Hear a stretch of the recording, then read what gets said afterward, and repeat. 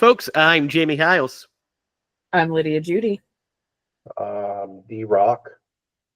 Lamass Burrs.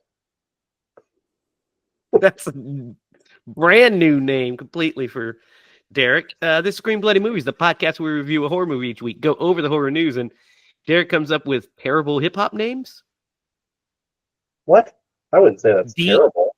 Unorthodox, but not terrible. Unorthodox. It says unorthodox as the ending to Christmas Evil.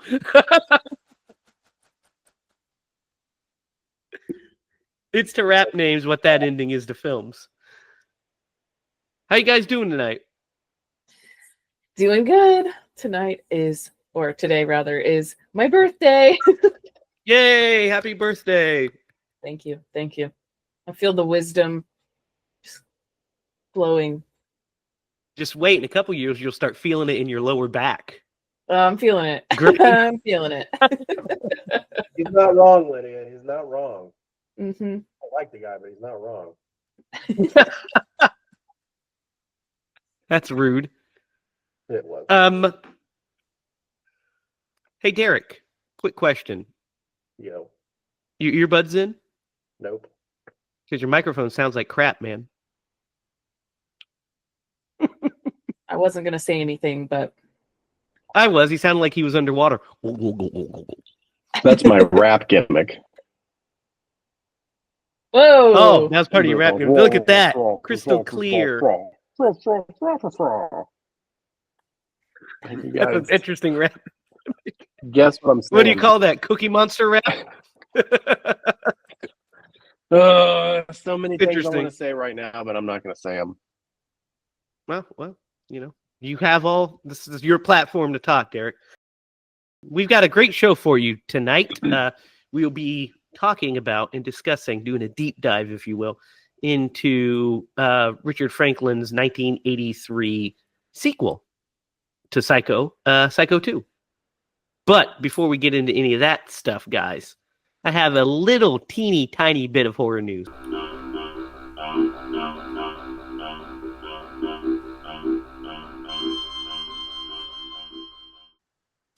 We have a little bit of sad news here. The Friday the 13th, the game servers are shutting down tonight as of this recording. Dang. Wow. Yep. So the servers are done, which is pretty sad, meaning that the game will not be playable unless some fans open up a private server, which happens. But it's not going to be supported by new content, so the game is kind of now vaporware. I wonder if you could still do the single-player campaign. I don't know. But it was a great game. I really enjoyed it, and I wish that it stuck around. It's going the way of... Yeah. How long had it been around, you guys know? Since 2017. It launched in 2017 on Steam, PlayStation 4, and eventually made its way to the Switch. But here's some good news. There is a couple of irons in the fire with some new Friday the 13th games. So we should be getting some new ones stuff. Right now you can play as Jason in the Warner Brothers game Multiverses. And then with the Jason universe that launched, we know that we have a Friday the 13th game on the way. So we should be doing that. Basically what happened was it got hit with a... fans tried to do a do-it-yourself approach with a fan mod, but it was hit with a cease and desist. So, yeah, this is the end of the multiplayer online mode, but we may still be able to do the offline multiplayer and maybe even the single-player mode, so we'll see. But it's going the way of the Jason movies, which is we're not getting anything new still. Great. We do have that. We do have Camp Crystal Lake on the way. We do have Camp Crystal Lake, so fingers crossed. And then this, guys, Mezco has thrown their hat in the ring to make some retro Beetlejuice figures. You guys want to see them? Oh yeah. Check these out. Those are pretty cool. Yeah. The old black and white comes with the Beetlejuice thing. And then the wedding tux one. Wow. Comes with a shrunken head. That's Dude, it's hilarious. amazing how detailed these things can get now. Yeah, and these aren't even like the premium. These aren't the like 1/6 scales or the 1/12 scales. Like these guys back here are the Mezco 1/12s, the Freddy, Ash, and Jason that are back here, and the Michael Myers over my left shoulder. So those aren't even those. Those are just your normal card stock figures, and they look great, right? Yeah. It's fun stuff. I would love to see those in the wild. They are to arrive by September. Ooh, so it's going to be a while. They're to arrive by September, and the 2-pack costs $40. So $20 a figure. Not too bad. I might get, I still somewhere have, I think it's in the other room. I still have one of my original Beetlejuices from like fucking 1989. Dang, that might be worth some money. It's all chewed up, I doubt. So, but it's still a nostalgic thing. I still have it. His head like elongates, like he gets like a long neck, and it has like the tiny head underneath. Pretty cool. That is pretty cool. Beetlejuice was excellent when I was a kid. I mean, it was huge still. The cartoon was huge. Remember the cartoon, Derek? Mm-hmm. I sure do. I loved that cartoon. So did I. It was so good. Yeah. It was fun. And then finally, this last tiny bit of horror news we have is, guys, Nosferatu is a hit. It on its over the Christmas weekend, the 5-day Christmas weekend, it brought in $40.3 million. The box office on a budget of $50 million. So it's already almost in the black. So that's good news. And as far as the film itself, we will find out its quality tomorrow night, and we will be telling you what we think in the near future. Because we're doing a Scream Bloody Movies excursion tomorrow night to go check out Robert Eggers' Nosferatu. Isn't that right, guys? That's right. Word, yo. It's going to be exciting. So look out for that episode. It's going to be a mini episode where we discuss, spoiler-free, just our thoughts on Nosferatu. Probably live from the theater. Let's see. Stay tuned. All right, guys. Let me set this scene for you. So I want you to think about now. Picture it. It's 2023. So a couple years ago. Or even 2019, right? And what has started around that time, 2019? What's a big trend in Hollywood that started? The Legacy sequel, right? Think about it. In 2015, The Force Awakens comes out. A true, proper Legacy sequel. 2018, Halloween comes out.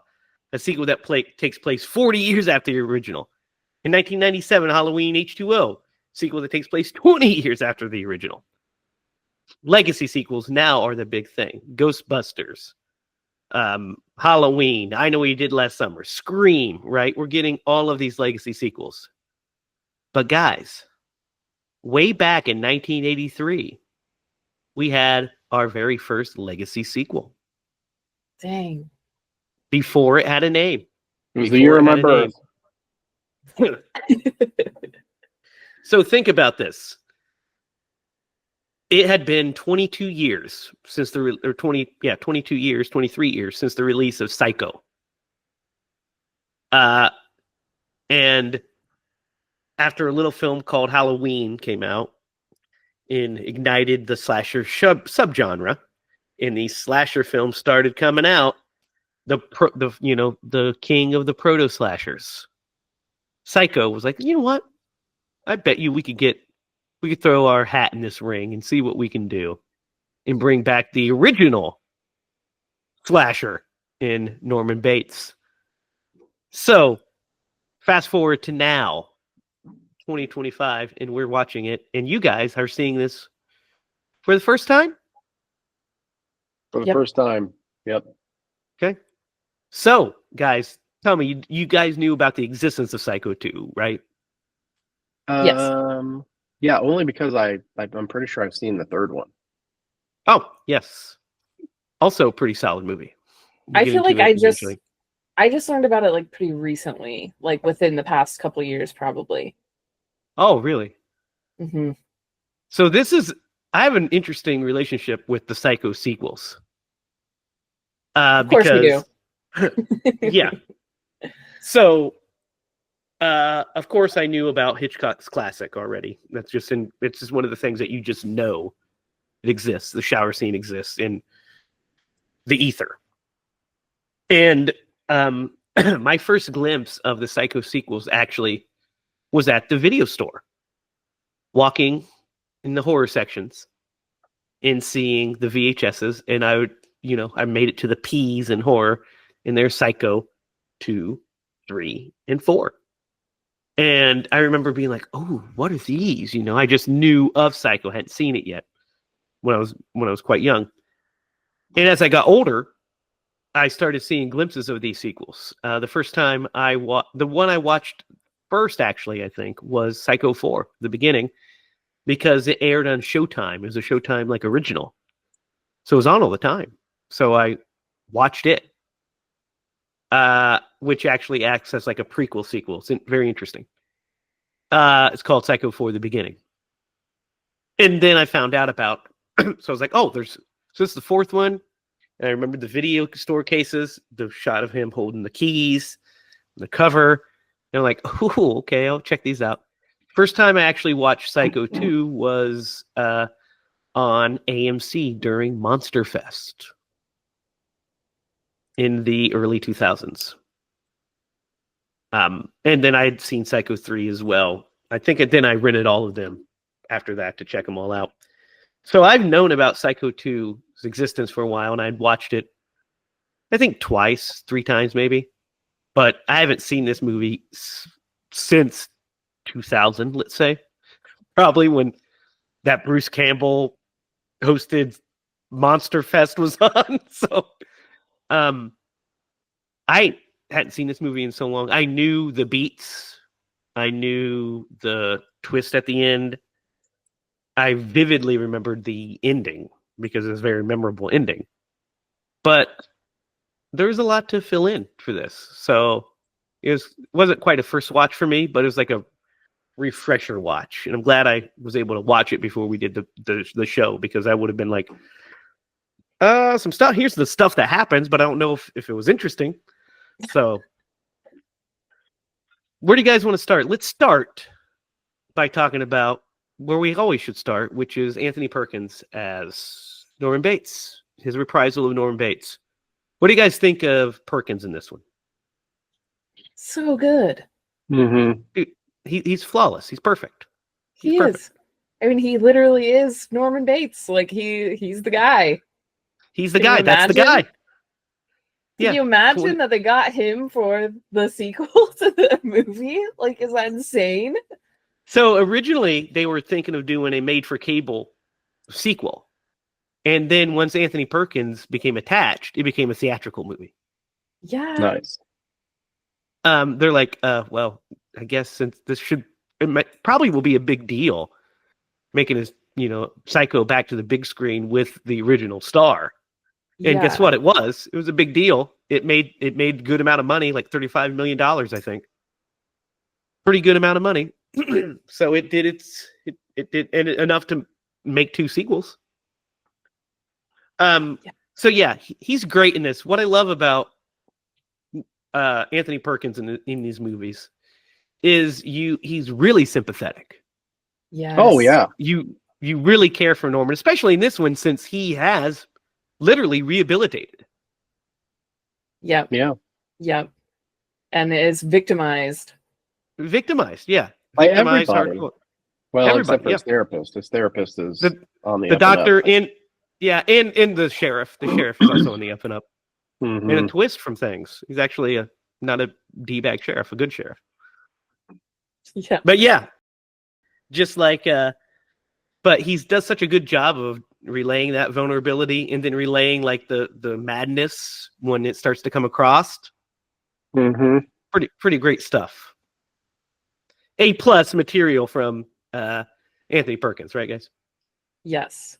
100%. Yeah. No, I was rooting for him the whole time. Yeah. I mean, I know he killed some people in his past. Who hasn't? But I was rooting for him. Well, you should root for him. He has rehabilitated. He was literally psychotic. He had a mind break. Mm-hmm. And, he is reformed. And he had paid his debt to society. So you kind of want to root for him. You're like, oh, mm-hmm. Okay. And like I said, it's because he's also just so vulnerable Likeable. and likable and sympathetic that you're like, oh, yeah, I like him.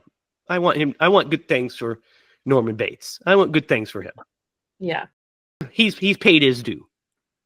And that's where we start the adventure of the movie. But there's some other performances to talk about. So a big one too is HiLa, which is another returning actress to play the same character as Lila Crane from Verna. God damn it, I messed up. What do you guys think of her? So she's the mom, right? She is the mom. Yes. Yeah, or the sister. Which is Vera Miles. Vera Miles, mm-hmm. who played the sister in the first movie. Yeah. So she returns, which is pretty cool that they got 2 returning cast members. Yeah. And to be honest with you, I didn't know that until you just mentioned it. So that makes that even better. Oh, you didn't realize that? Nope. Derek, was this movie in color? Or Lydia, don't even. Just testing. Well, it probably tricked him because it does open in black and white. Yeah. That's why I'm just making sure. Opening is literally the the shower scene of Psycho, the most famous scene. Mm-hmm. And then we pull out to which is a great opening, a great way to open the movie, remind us what was, and then to go into the color of the house. I'll be honest with you, for like the first 3 minutes of this movie. Now, what we got was not the ending of the original, but like for the first 3 minutes, I'm like, man, how did the other one end? I forgot. And then it like came back to me. And I'm like, oh yeah, he was confessing as his. We all go a little mad sometimes. Yep. Mm-hmm. Yeah. Yeah. Great stuff. But so she's back. She does a great job. What do you guys think of Meg Tilly as Mary? Oh man, I fell in love. Yeah, she was cool. She did good. Yeah, she's good. I think she might be the weakest performance-wise. Some of her line readings are a little flat, wooden, but she's not bad. She's good. She's a really interesting character. I love her character. Yes, I think she does really well, like compared to like who she's up against acting-wise. Well, yeah. Like she's got to hold her own, and I feel like she does. Like I don't feel like she like stands out that bad. Once you got used to like what year it is. It's like that was the hardest part for me to like wrap my head around, because Psycho just felt like so long ago. And then it's just like he still looks like good, he doesn't look like he's aged too awful much, Yeah, I mean, he was, only 20 years, so let's say he's 30 in Psycho, he's 50 in this one, right? I think he's actually more 20-something in Psycho. So he's probably in his 40s. Yeah, so he's in his 40s in this one. So there's a couple of other great character bit pieces here. So we have the Doctor, who's great. I love that actor. That's Robert Loggia. He's in tons of stuff. You guys have seen him in tons of stuff, right? Oh yeah. Scarface, Officer and a Gentleman, Lost Highway, Greatest Story Ever Told. He's all the Pink Panther movies. He's in tons of stuff. Big guy. The Sopranos. He's great as a doctor. He's also a super sympathetic character. One that you immediately like kind of get on board with and root for when at like the first scene when he stops with Norman and he's like, I wish that, we'd have a social worker check in on you. And he's like, well, you'll still be with me, won't you? And he's like, damn right I will. And shakes his hand. You're kind of like, he's a good dude. Yeah. He's there to protect his patient. You have Dennis Franz, guys, as the hotel manager. And he nails it. He's known from millions of things, NYPD Blue, Die Hard 2. But he's great in this, right? 100%. He plays a really good skeezy guy. Yeah, he does. Yeah, he's great. I've been wanting to really watch Die Hard 2, and after I saw him, I was like, I need to fucking watch Die Hard 2 this weekend. It's got to happen. I've got to watch it. Die Hard 2 is great. Fine. It's a great one. But so yeah, the performances are solid all across the board. What do you guys? So I want to hear your guys' thoughts on this plot, because you didn't know what this movie was about, I'm assuming. No. So how did you feel when we opened with him being released and rehabilitated? As a choice. Like you're like, oh, so he's not like escaped or something like that. Right. Yeah. I mean, I was kind of going with it, but we did have a moment where right when he gets released and the sister is, mad about it and everything. Yeah. And we had to pause the movie for a second to like get up and do something. And I was just like, I kind of made a joke like, of, what's going to happen with Norman Bates? Like, is he going to murder some more, or is he going to just be good the rest of the movie? And like me and Jake just kind of, laughed about like, well, this movie is already wild to think like the concept of like, what is happening to Norman Bates now? Yep. Like that's so crazy. And it takes a bigger swing by doing what you just said in having him be good. Yeah, through the whole movie. Yeah. It's quite shocking. But you don't know. You're not sure. No. Well, that's the mystery of it. Yeah. Which is so fun. Yeah, exactly. And, you kept waiting for the monster to appear, right? Because he was the monster in the first one, and you really don't know any better. And so you just kept waiting for, and there were like, all the like little things like, seeing the butcher knife. Absolutely. At the beginning of the movie. Yeah. So those first 15 minutes of this movie are actually pretty tense, I think. Yeah, they are. I mean, they're kind of like, it kind of flows because you're kind of just along for the ride. But when Mary goes to the house, it's pretty tense because you're just like out of there. So you're thinking that she's going to be like Marion Crane, right? You're thinking she's going to be the false heroine and she's going to be murdered. And then the rest of the movie is going to be Norman trying to cover up the murders and stuff. And we don't get that. We just get the tension and we don't get the release. It's pretty great, I think. I think so too. To the point where you're halfway through maybe not halfway, probably 45% of the way through this movie, and you're like, man, this is really slow developing. I mean, it was intentional. But you were like, oh, this is a slow burn. I do think it makes up for it in the second half with everything that happens, but I like that first 45 minutes a lot because I'm just along for the ride and I'm just getting wound up with the is he going to do something? No, he's not. Is he going to do something? No, he's not. Nobody's dying, but I'm kind of just enjoying living with Norman Bates for a while and seeing how he's going about his life, seeing what's going on with this stuff. And there's all these callbacks too, you know, like him making her a sandwich and not eating with her, and like you're like, oh no, it's all happening again. Yeah, it's all happening again. Yeah. Well, and like with some of the scenes where he goes into his mom's room and it's all made up and it looks pristine and just like it did back in the day, and then they go in later and it's reverted back to the way that it was. So like you're like, you know, when I'm watching this movie and I'm like, he's slowly going mad. And you attributed it to the house. Like why you would go back to that place that had all those memories. Like I thought, right, yeah. You know, from like a character in that movie, like that would be the last thing I'd want to do with my past. Agreed. Right. But I think it's kind of sort of an exposure therapy deal, right? Like I'm going to face my fear.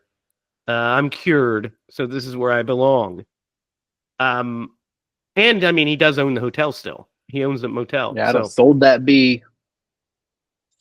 Well, you know, it's all he knows. It's all he knows. Oh, I know. Mean, it's either that or work at a diner. I think I'd rather manage the hotel. I would have sold that for what I could and opened up a bed and breakfast in like somewhere else. But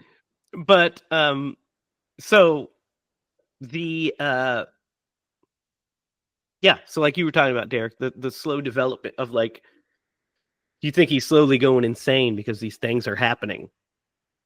And then like when he gets locked in the cellar. Well, the first murder that occurs is of you know, Dennis Franz's character, the shady motel manager. And what were you guys thinking at this point? You guys obviously assumed it was Norman, right? Yeah, I did. Yeah. I think I did. I was definitely on the fence, but I was like, I don't see at this point who else it could possibly be. Right.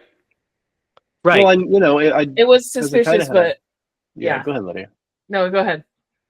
Well, he had more or less like a split personality disorder in the first one. And so like, yeah, you assume that it's just that alter ego that is mommy that is taking out the trash.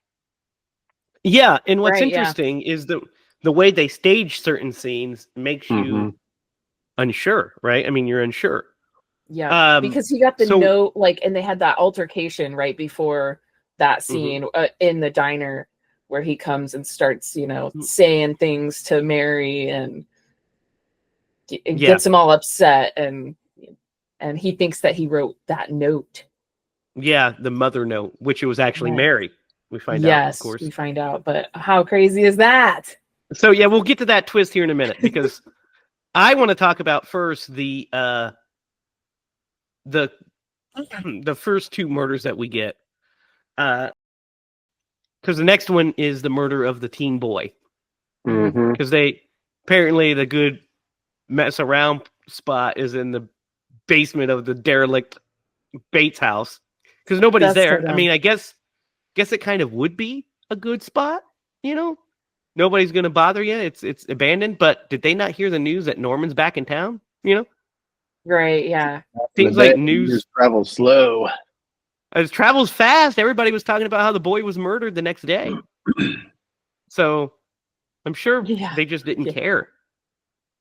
What do you guys think of that kill? I think it's a pretty good one. It's definitely suspenseful. Tension-wise, yeah. Tension-wise, yeah, for sure. I'm going to go a little off script, and all I'm going to say is, what girl in her right mind would sit and make out with somebody on that disgusting ass mattress on the floor? That's pretty gross, yeah. It was, man. You're going to get hepatitis B just sitting on that thing. Maybe, possible. Yeah, especially if everyone's going there, you know. Yeah.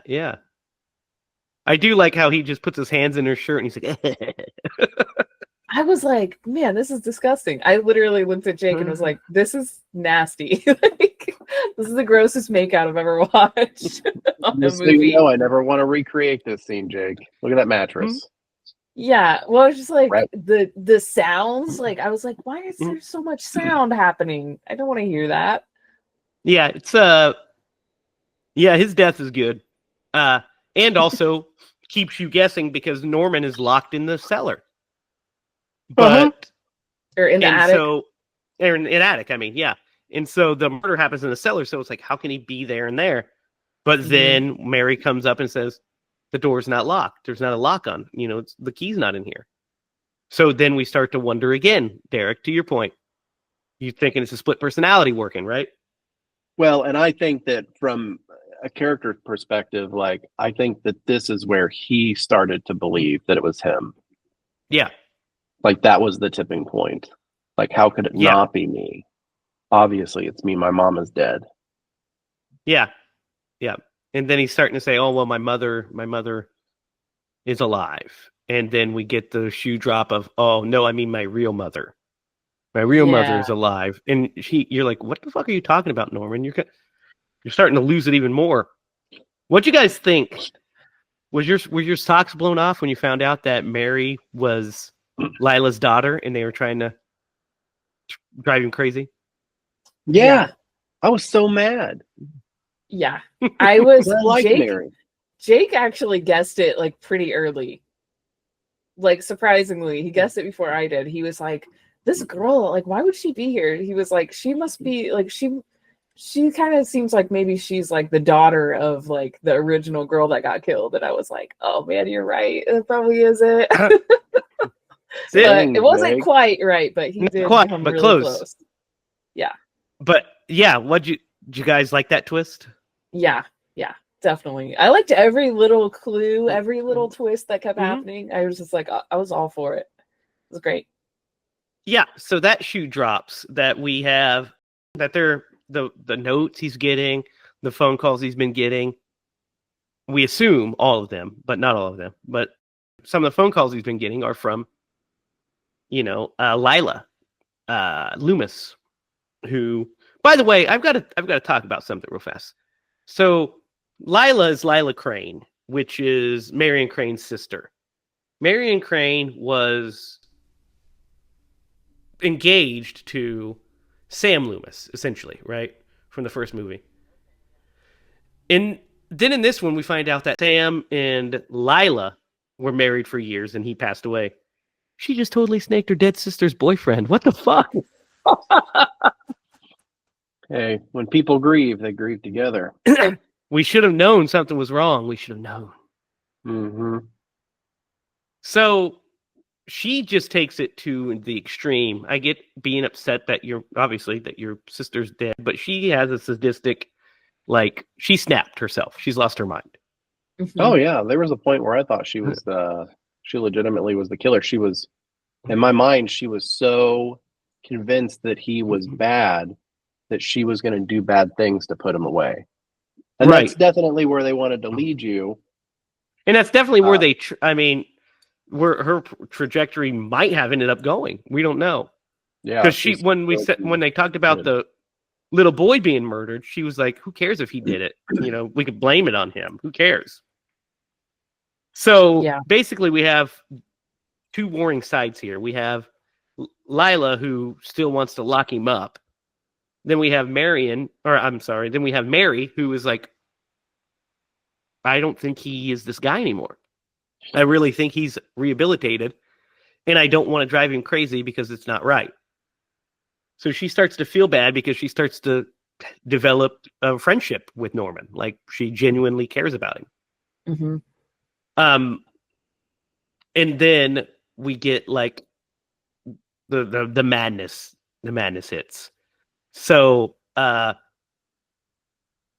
after she goes to me and Lila goes to the cellar to put on the mother suit, because we find out that every time we've been seeing Mother from Norman's perspective, it's been Mary dressed in the mother outfit, and they have it hidden in the cellar under a block.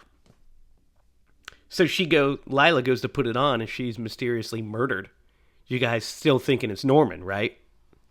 Yeah, at that point I was like, it's got to be him. Yeah. And so after she's murdered, which her death is actually great, with the knife through the mouth. Yeah.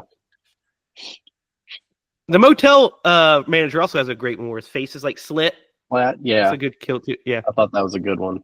It looked great on film. Yeah, those are both great kills. And so she Norman gets that phone call from after they find the stuff they drag the swamp, they start finding stuff. They end up finding a dead body, which is the hotel manager's dead body. And she rushes back and says, they found a body, they're gonna blame you, let's go on the run. Because she still, is like, you haven't done this stuff. Because she knows it's impossible for him to have killed the boy because he was up in the attic. She locked him up there. Yeah. So then he starts getting a phone call and he's speaking with Mother. And there's nobody on the line. So she starts pretending to be Mother. And then she rushes downstairs after he's on the phone with Mother and says, I don't want to kill her, Mom. I'm not going to. You can't force me. You can't force me to kill her. She rushes down and puts on the Mother outfit. And then what do you guys think of this whole third act when she kills the psychiatrist? It's devastating because he's like the cool character. Yeah, and she didn't mean to, but she was scared. Correct. Yeah. She stabbed him thinking it was Norman. And then Norman sees her dressed as Mother and completely like flips out, says he'll help her. She's killed before. He's helped cover it up before. He can do it again. And she starts just stabbing the shit out of him. Stabbing both of his hands, cutting his belly, stabbing him in the torso. Now her wounds didn't seem intentional, like to kill. It was more to like try to get him to back off. He just she's kind of like poking him. Yeah. You guys notice anything about his wounds, by the way? Looked like Jesus. He was a little stigmatic. Yeah, for sure. Both hands stabbed in the side. Kind of a Christ allegory, probably. But yeah. So, what do you guys think of this ending? With the police? What do you guys think of this? Where the police bust in and gun her down before she can kill Norman, and then the murders are pinned on them. It's so great. It's so wild. Great. Yeah, it's intense. It's unexpected. It's kind of like you're like, yeah, like what a whirlwind, Yep. So, it's time. We got to talk about the big twist. Yeah. So we find out that this person, this Mother he's been talking about, actually is a real person. He's not crazy. He actually has been talking to somebody. Yeah. That's actually been telling him to do stuff. Telling him it's his mother. And it's the old lady, Mrs. What is it? Mrs. Starts with an S. Spool. Mrs. Spool. Emma Spool. Says that, and she's the one that got him the job at the diner. Mm-hmm. And we find out that she's telling him that she's his actual birth mother, because Norma is her sister, and she got locked up and put in locked away in an insane asylum for a while. And then when she got out and she found out that Norman was here, she wanted to keep after him. So she's the one that have been murdering everybody that she's assumed was going to hurt her baby. So she's been causing these. She's the one that murdered the hotel or the motel manager and the kid. Which the kid, I don't know why she murdered the kid. He wasn't going to hurt anybody. He was just going to get out of there. I think she murdered him because she saw him. He saw her. Yeah. Right. She's also just a little nuts. She said she had a history of also like being a little bit unstable. Well, yeah, she'd been locked up. Right. She'd been locked up by the state. What do you guys think of this ending? Dude. So you're thinking that he's going to poison her with the tea, right? Yeah. Mm-hmm. It's leading you to believe that, right? So you're just like, oh. Did you guys see the shovel hit coming? Did you guys see the shovel? She started choking. Yeah. Yeah. No, I didn't see that coming. That was intense. And that's the first time he kills in this entire movie. It's the only time he kills. The only time he kills. Yeah. Yeah. Yeah, it took me by surprise. I was like, what the fuck?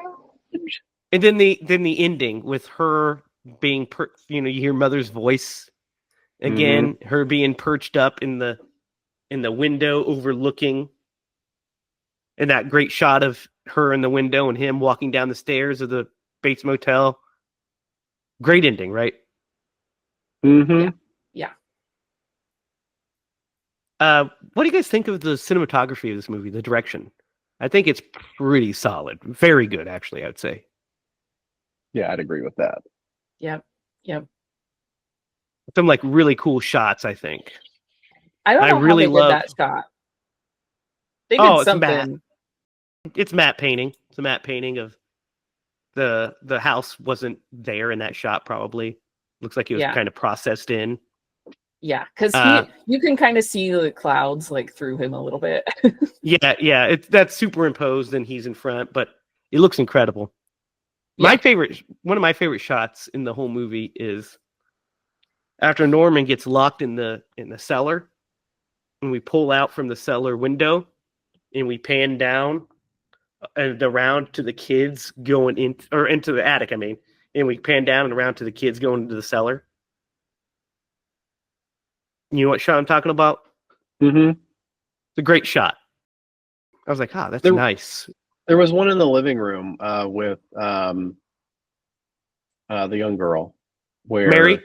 Yeah, Mary, where it was like this, like from above shot down. Yeah, after she finds out that he's crazy. Yeah, after she finds out he's gonna kill her or whatever, we get that shot. Yeah, there's a couple of good Hitchcockian shots.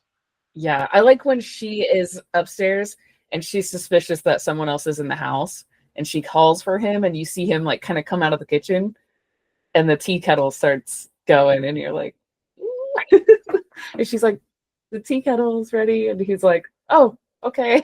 Like, yeah, I was just in there. I would have known about it. Yeah, it's good stuff. So, guys, that is Psycho 2. What do you guys think? You guys have any thoughts? A lot of thoughts about this movie. All right, give them to me. I am so surprised at how good it is. Like, I really am surprised that they pulled this off as you said, like what did you call it at the beginning? Legacy sequel. Yes, a legacy sequel. Like, how cool is that? I can't believe that I've never seen it. I can't believe it. I love the first one so much, and this one holds up really well for the age. And wow, I don't know. I am so impressed. Yeah, so it started a lot of tropes that legacy sequels end up overusing, actually, which is bring back recurring characters. Yes. Obviously, we have to bring back Norman, but bringing back HiLa was very interesting, which is what they do in, now in every legacy sequel, we have the store owner that was in for one scene is now in every. So as an Easter egg, oh, look, there he is. Remember that? Mm-hmm. Yes, for sure. And this one just all felt so genuine and original. It didn't feel like they were just like grabbing for this like nostalgia hit. It was more like, well, this is what makes sense. This is the logical continuation, right? Yes, which is so cool. I love it. Tom Holland's script of this is great. It's a great script. Very tight, twisty, and suspenseful. Yeah. It keeps you in the world of the first movie. Like, it keeps you grounded. Well, what's cool about it is that you feel like you're in the same world, but that world's now modernized. Yes, which is insane. Yeah, so like compare this to the remake of Psycho, right? Gus Van Sant Psycho, and they're night and day. Yes, in quality, and it's kind of crazy. Gus Van Sant was using the exact same script as Alfred Hitchcock and redesigning the same shots, and it's a piece of crap.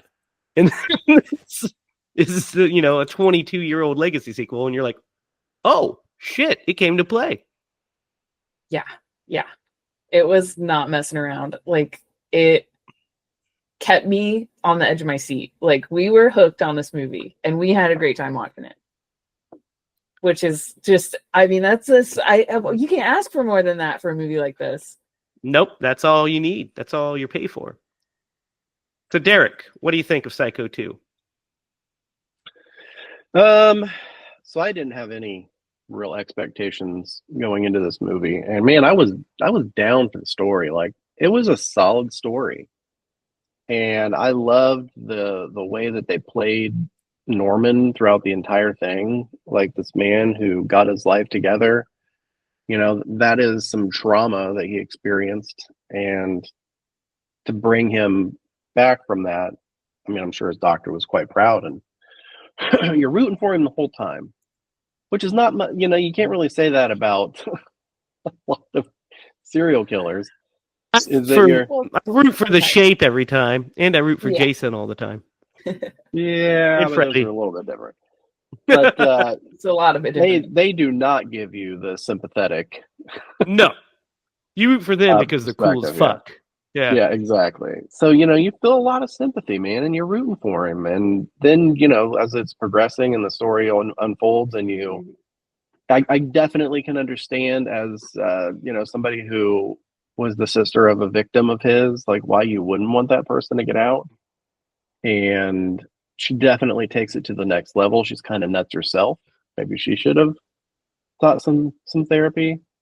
But it was a really good story. And the fact that the only person he killed was, I have no sympathy for her. She abandoned him as a baby. She put him in that position to be abused by that lady, to become the person that he was. I'm sure he had a lot of pent up, like, I'll show you, Mom. But anyway, this movie is really hard to rate. What did we give the first one? Probably 10s. 10. That motherfucker 10. was. Yeah. We all gave it 10s across the board.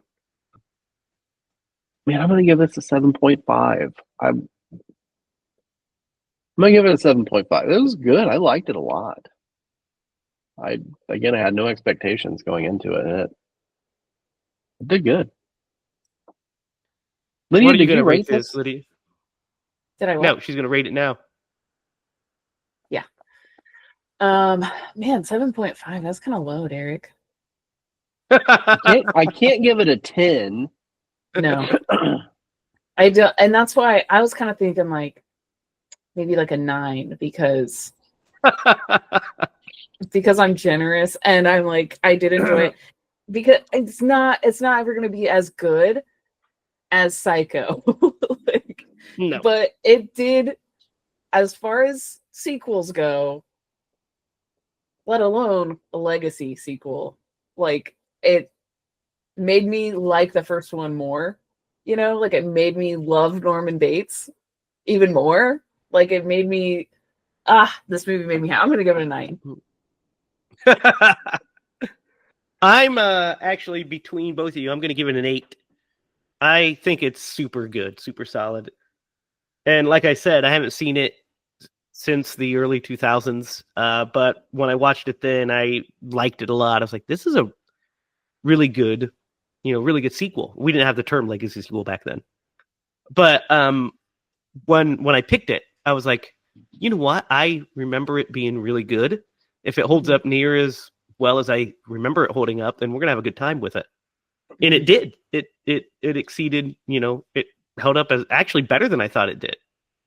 So I was never bored during it. I think the cinematography is great. I think the direction's really good. I think the writing's stellar. And I think the cast is great. So yeah, I have no complaints. There's nothing in this that I'm like, meh. I'm like, I don't know how it could have been better, right? I mean, it couldn't have been better. And really, I don't think we'll get into the rest of them eventually. I don't think any of them are particularly bad. I don't think we get a bad Psycho of the original 4 Psycho movies, if I remember right. I mean, I think this might be the high point of the sequels. Probably is, but I remember Part 3 being pretty cool and pretty good, and then Part 4 is interesting. So We'll get into those. But yeah, 8 for me as well. Now, guys, it's time for our favorite part of the show. It's time to Akinize Psycho 2. Who would the great Tom Atkins play? Thrill me. The Doctor. The Doctor, you think? Or the Sheriff? Because Sheriff lives Sheriff. and is also in Psycho 3. There you go. The Sheriff, yeah. Try to keep him around as long as possible, even though we always typecast him as a sheriff every movie. Sometimes we do. So we always cast him as like an authoritative figure, usually. Yes. Well, and just look at him. You can't help it. Yeah. Could be that teenage boy. He could. He would have closed the deal, though. For sure. Now, syphilis be damned on that bed. Listen, you know what what we were talking about, that mattress. I don't think that mattress would have mattered if Tom Atkins was the one you were down there with, right? Yeah. And that window wouldn't have been a problem because it would have been shattered and all the jars, right? Yeah, it would have been great. So, Lydia. Yes. It's your turn to pick. Oh my goodness. It's your birthday pick. So. Yeah. No, it's your turn, Derek. I'm sorry. It's your turn. What? Because Lydia picked Hellraiser. Oh, shoot. We got our order mixed up somewhere, didn't we? Yeah. Did we? Something like that. Yeah, because I did Bad Milo. And Lydia did Hellraiser. And then I did this. Too. Okay. Dang it. It's a Derek pick on my birthday. I know. It's always a scary thing. Right. That ain't right. Oh, shit. What should we do? I didn't even think about this. I'll be honest with you. Let's see. You know what, Lydia? Well, I had mine all planned out. I am going to, because it's your birthday, I'll pick a good one. I won't pick one of those crappy ones. Okay, cool. Appreciate it. So, Derek, what are we watching this week? Oh, man. It's your pick. You guys are going to be so mad. Derek! That face. All right. We're going back to the 80s. We're going to stay in the 80s because we were already in the 80s. I was born in the 80s. It was a good decade. We're going back to the 80s. We're going to go to 1988. At the height of his wrestling career. Oh, dude, what are you doing to us? Roddy Piper in a John Carpenter classic. Yeah. And They Live. Nice. John Carpenter's They Live. That's a good one, Derek. Yeah. We can live with that. I'll watch They Live any day of the week. How did you guys doubt me?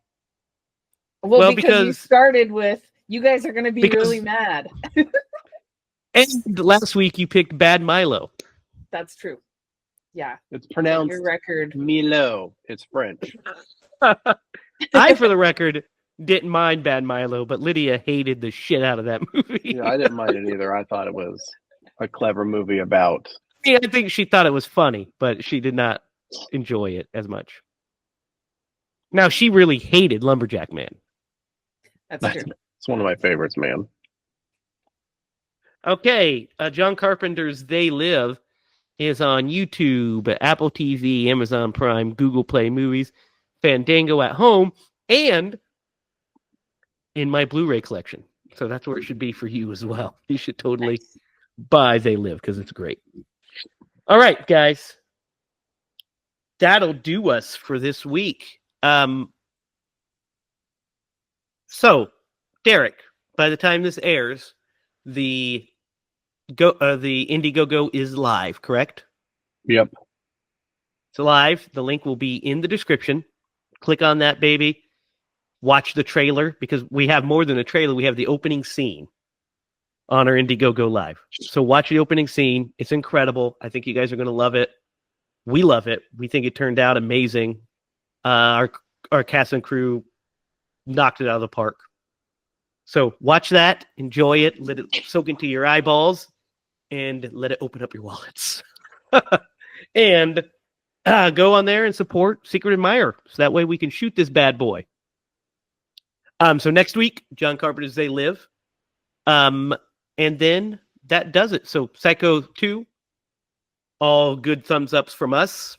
We'll have a short review of Robert Edgar's Nosferatu over this week, so you'll see that. Be sure to click on that one. Actually, it'll be linked in this description as well. So until next week, when we join Roddy Piper to blast some aliens in the face, for Derek Lemaster and Lydia Judy, I'm Jamie Hiles. Remember, if you're going to scream bloody movies.